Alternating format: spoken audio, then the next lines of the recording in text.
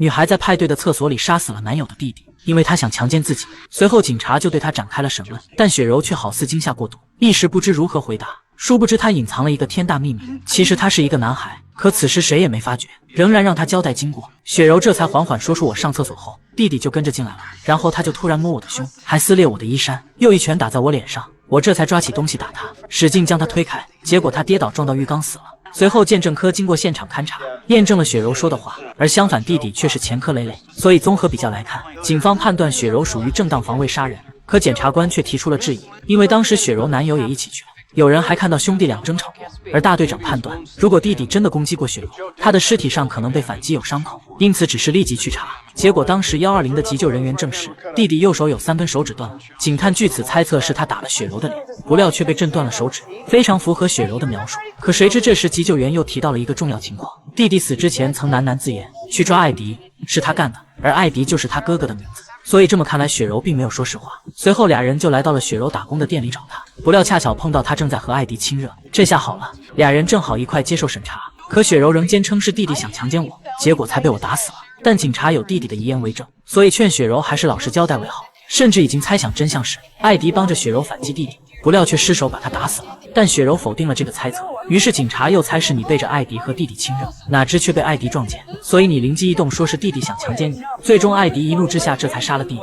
可对于这些雪柔也只是摇头，同时艾迪也否认了警察的猜想，他表示我有心脏病，和弟弟吵完架后感到不太舒服，就提前离开了。但警察岂会相信，硬是逼着他赶紧认罪。结果在强大的气势下，艾迪只好承认我确实又返回了派对。可走进厕所后，发现弟弟已经倒在地上了。雪柔说她想强奸他，然后又说怕别人误会是我干的，因为他们之前看到我跟弟弟打架了，所以我就跳窗逃走了。雪柔只是想保护我而已。而相反，雪柔却一直说艾迪不在场，这整的检察官也分不清到底是谁在替谁开脱。大队长只好决定按现有的证据来判断了。于是警探们来到鉴证科查询证据，不料却遇到了一件出乎意料的事。技术员表示弟弟和雪柔衣服上沾的血迹都是男性的，一个是弟弟的，另一个却是未知。起初警察还以为那是艾迪的，不过技术员却称两者并没有血缘关系，这使得他们不得不猜想现场还有第3名男人。哪知大喘气的技术员又证实，医生用来包扎雪柔绷带上的血样竟然和那个未知血迹相符。而一听这话，警察顿时瞪大了眼睛，随后也马上反应了过来，雪柔竟是个男人。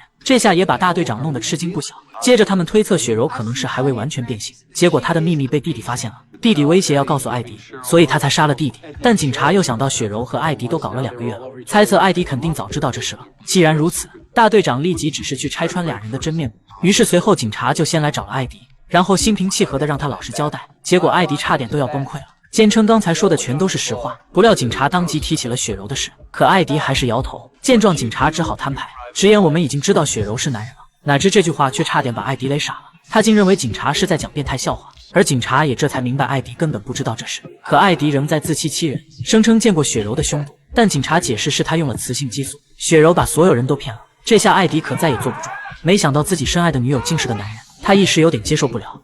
I held her. I kissed her. Why? I want to spend my life with her. What do you? 对此，警察也不知怎么安慰他。而以前想不通的是，此时艾迪也想明白了。She wouldn't have sex. She said she wanted to wait to just push my hands away. 原来竟是这么回事。想到这，艾迪真想哭，但下一秒的反应就是要去质问雪柔。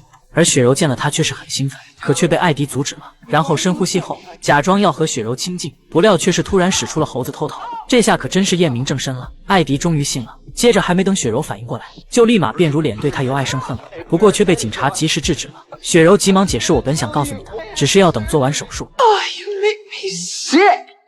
艾迪根本接受不了这个打击，但雪柔也很可怜了，她只是想等艾迪更爱她时，相信他就会了解了，却没想到一切都被警察搞砸了。可警察还以为艾迪早就知道了呢。而事已至此，雪柔也终于说出了真相，果然就是弟弟发现了她的秘密后，威胁要去告诉艾迪。然后就在弟弟要走出厕所之际，雪柔拿花瓶砸了他，而这时艾迪也恰巧走了进来，剩下的就和艾迪说的一样了。交代完后，雪柔请求警察规劝一下艾迪，可哪知艾迪已经在厕所连苦胆都吐出来了。他现在后悔死了，弟弟死了，因为自己的女友是个男人，他感觉一切都是自己的错，整的警察也不知如何开导他了。并且他们还忽略了一个重要问题，就是艾迪有心脏病。见状，警察一边呼救，一边给他做心肺复苏。然而一切都已经来不及了。就这样，兄弟两人都因为一个男女孩去了异世界。随后，雪柔就被以谋杀罪起诉了。不过检察官不想他出庭受辱，在他保释后就提出了认罪协议，来换取减刑。雪柔考虑再三后也同意了。不料刚开完庭，律师就突然来找本森，称雪柔出事了。原来雪柔要被关进男子监狱，不用想都知道会发生什么，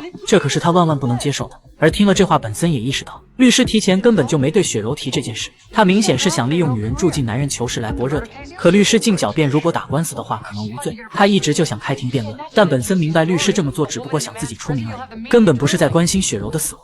可即使再怎么指责律师，雪柔也已认罪，本森也不能改变什么。但雪柔仍是苦苦哀求，于是本森只好又来找检察官，可检察官也没有办法，毕竟雪柔生理上还是一个男人，法律判断性别可是根据生殖器而不是他们的感觉，并且更不能把男人放进女子监狱。但本森不死心，坚持让检察官想办法，检察官只好尽量在矫正会上为他争取。结果经过激烈的争辩之后，大家总结出了2种方案：一是雪柔停服女性激素住进男人监狱；2是进行保护管束，一天23小时不跟人接触。最后主管让雪柔自己选择，然而雪柔哪种也不想选。没办法，检察官只好提出了第3条路，那就是因为雪柔还没被判刑，主管决定请法官撤销认罪，开庭审理来博取无罪释放。就这样，雪柔还是走上了开庭这条路。律师则请了专家医生证实，男人和女人的脑部纹路不一样，而一个男人变性后，他的纹路就和女人一样了，说明尽管有男性生殖器，但雪柔脑部构造已是个女人了。然而检察官却反驳，这些大脑结构都是通过解剖尸体得来的，而医生并不能证实活着的雪柔大脑现在是什么样子，所以无法判断雪柔是女人。接着律师又让雪柔叙述了自从选择做女人后遭到的嘲弄和殴打，甚至经常被扒裤子羞辱，以此来证明那晚受到了弟弟的威胁后，雪柔是迫于无奈才反击杀人的。然而检察官却指出，雪柔是担心弟弟向艾迪告发，所以是有意识的杀人灭口。而崩溃后的雪柔也喊出，我不能让他得逞，必须阻止他。至此检察官也就不用再问了，雪柔已经算是承认谋杀了。接着就是陪审团判决了，结果最后雪柔果然被判有罪。他苦苦哀求不要被关进男人监狱，可法律是不会给他特殊待遇的。而当晚检察官和本森的心情都很沉重，现实对于雪柔太残酷。然而就在这时，本森突然接到一起报案，意料的是果然发生了。当他们赶到医院后，发现雪柔已被折磨得不成人样了。她刚在监狱里遭到了群奸，虽然这是早有预料的事，但谁也没办法改变什么。